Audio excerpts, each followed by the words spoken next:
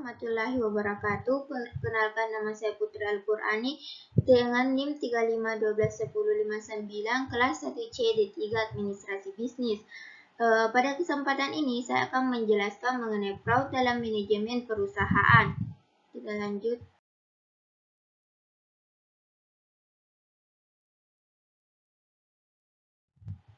Adapun kata motivasi untuk hari ini yaitu gagal dalam kemuliaan adalah lebih baik daripada menang dalam kehinaan dan kecurangan. Lanjut.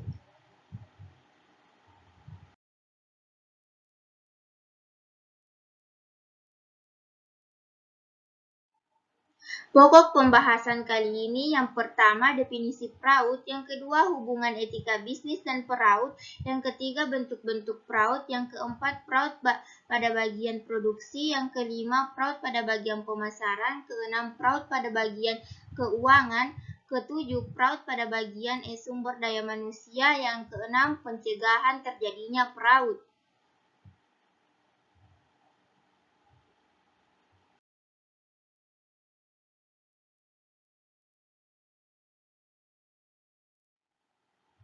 Yang pertama, definisi fraud. Apa sih itu fraud?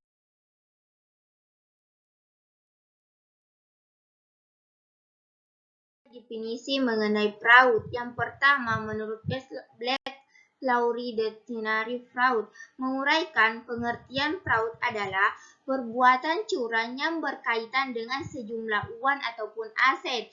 Kemudian yang kedua, menurut The Institute of Internal Audit atau EEI, menyampaikan yang dimaksud dengan fraud adalah sekumpulan tindakan yang tidak diizinkan dan melanggar hukum yang ditandai dengan adanya unsur kecurangan yang disengaja. Kemudian yang ketiga, menurut Webster New World Dictionary, mendefinisikan fraud itu sebagai suatu pembohongan atau penipuan yang dilakukan demi kepentingan sendiri. Adapun kesimpulan dari tiga pendapat ini, bahwa fraud adalah segala bentuk kecurangan ataupun penipuan yang baik itu berupa aset ataupun uang yang dapat merugikan orang.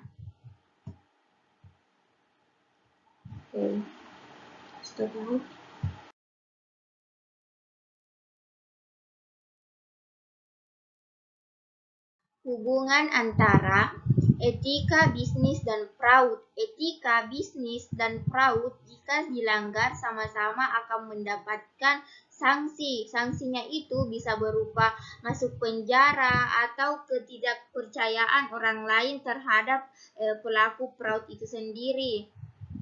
Lanjut.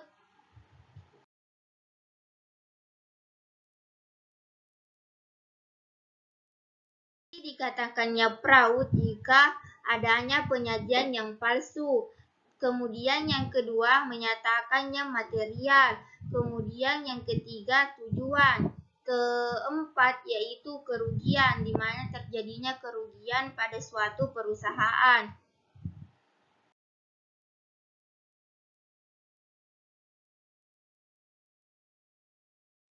Lanjut, yang ketiga itu jenis atau bentuk fraud atau kecurangan.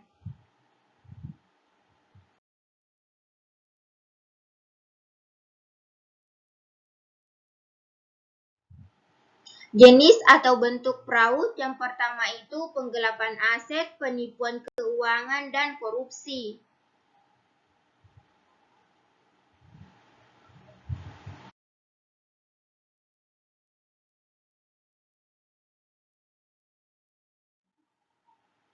Kemudian kerugian akibat fraud berdasarkan posisi.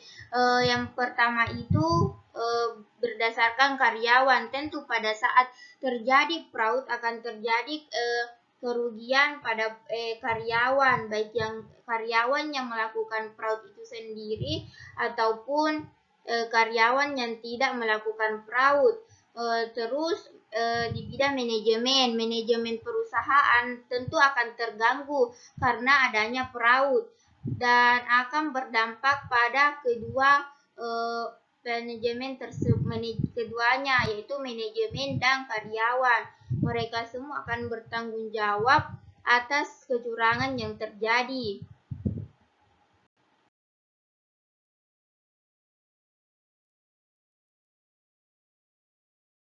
Kemudian penyebab fraud atau segitiga fraud. Yang pertama itu terjadi adanya tekanan yang mengakibatkan seseorang melakukan fraud. Kemudian yang kedua itu adanya karakter seseorang yang kurang baik.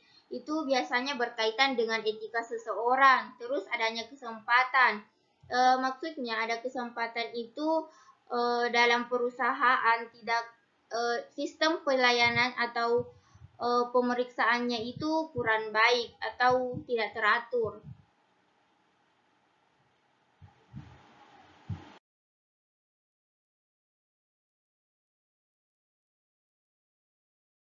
Pelaku fraud yaitu penjara yang terdapat pada pasal 35 Undang-Undang ITE tahun 2008, setiap orang dengan sengaja dan tanpa hak atau melawan hukum melakukan manipulasi, penciptaan, perubahan, menghilangkan atau pengrusakan informasi elektronik dan atau dokumen elektronik dengan tujuan agar informasi elektronik bocor. Kemudian yang kedua terdapat pada Undang-Undang Nomor 25 Tahun 2003 tentang perubahan atas Undang-Undang Nomor 15 Tahun 2002 tentang tindak pencucian dana atau uang, itu its company mostly of hydrogen and helium pada pasal 2 ayat 1 huruf Q. Kemudian selanjutnya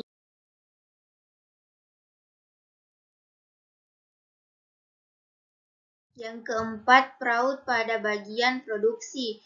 Karyawan yang bertugas di gudang justru bisa sangat leluasa untuk dapat mengambil dan membawa pulang stok barang yang Anda miliki. Hal ini sudah pasti dapat merugikan Anda karena di gudang merupakan roda ekonomi bisnis. Pelanggaran fraud pada bagian produksi juga dapat dilakukan oleh perusahaan. Contohnya yaitu perusahaan mencampur produk tertentu dengan jenis yang lain. Kemudian lanjut.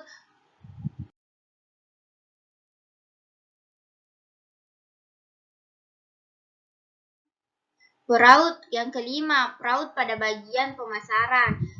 Fraud pada bagian pemasaran atau kecurangan pada bagian pemasaran ini dilakukan dengan cara memberikan informasi dan kesan palsu pada target pasar dengan harga konsumen tertarik pada produk perusahaan dan investor berinvestasi pada perusahaan.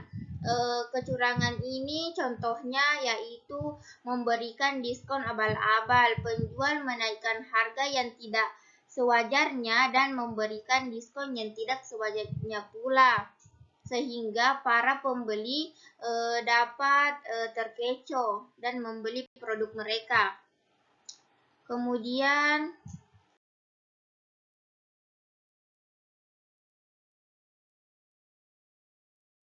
yang keenam, fraud pada bidang keuangan.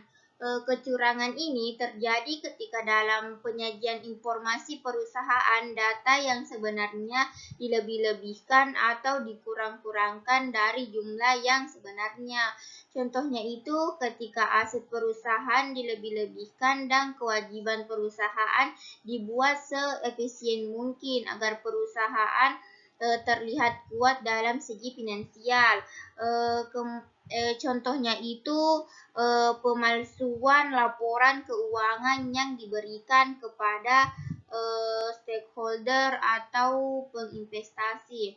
Kemudian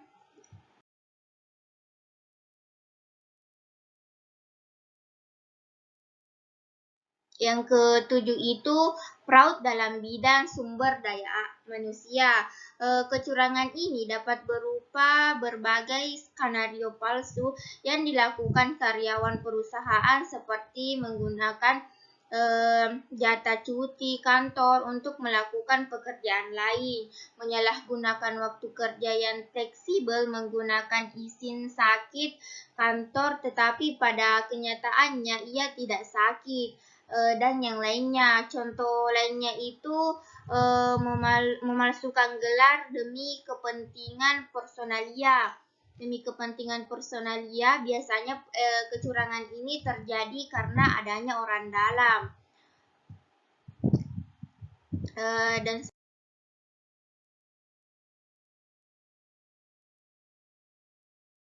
8. Pencegahan terjadinya risiko fraud. Cara menanggulangi fraud yaitu pastikan perusahaan telah memiliki fitur keamanan yang cukup, misalnya dengan menggunakan alat pemeriksa keamanan berteknologi tinggi. Hal tersebut dapat menanggulangi terjadinya fraud. Meskipun terjadi, hal tersebut dapat menjadi bukti pada bank bahwa perusahaan telah melakukan penanggulangan fraud secara sungguh-sungguh. Kemudian memilih pencegahan kecurangan, memiliki sistem pengendalian yang baik, kemudian pendidikan dan pelatihan.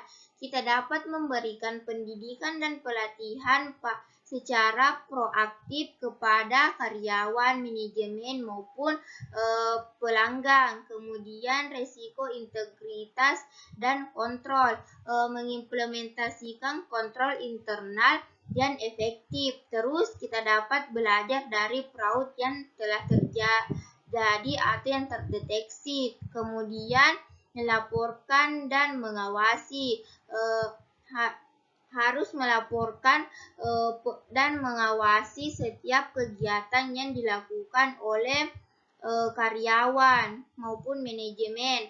Kemudian melaksanakan pemeriksaan secara efektif.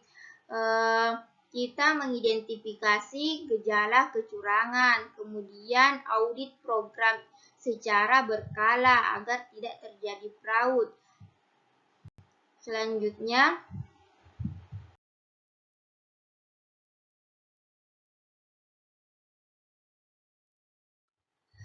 sekian yang dapat saya sampaikan atau jelaskan mengenai fraud.